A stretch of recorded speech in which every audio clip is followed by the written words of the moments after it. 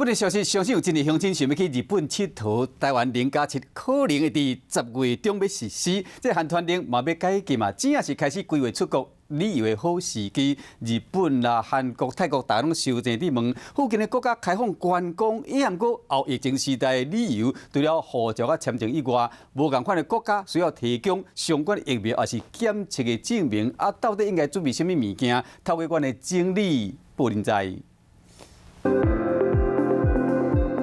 大家好，好久不见。欢迎光临中青青公宅。真正足久无看，等待真久的见面，就看国门当时当去开放，佮过无偌久，就当去日本真空塔，而且伫咧天梦回廊看富士山，机票签证准备好势，咱就要起飞咯。不过爱准备的，你敢拢全好势啊？台湾人上爱日本、韩国全部免签，日本爱提供疫苗做证明，未来袂有入境人数限制，韩国免证明，不过入境后嘛是还佮伫咧当地做一排 PCR。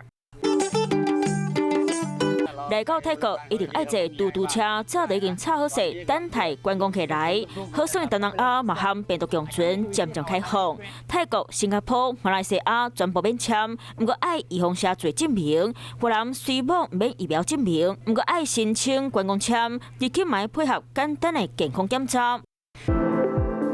不过，囡仔准备这拢感觉真麻烦，英国上推荐，因为台湾人唔那边签证，境内全部的防疫规定全部提掉，唔免挂嘴暗，嘛免提供任何证明。而美国和欧盟真侪国家，有所在共款嘛是要提供预防下证明，若是无做预防下，共款嘛要提供 PCR 证明。后疫情时代旅游变得真无共款，若爱传护照和签证，该加一份健康证明。边境开放了后，想要出国，建议民众来斟酌去看一摆各国的规定，传护照转才袂时到当地才入境。Hello， 大家好，我是乃瑜，要教给大家2个任务。第一个，华视新闻的脸书专页，你按赞了吗？还有华视新闻的 YouTube 频道，赶紧订阅起来，还要记得按赞，开启小铃铛哦。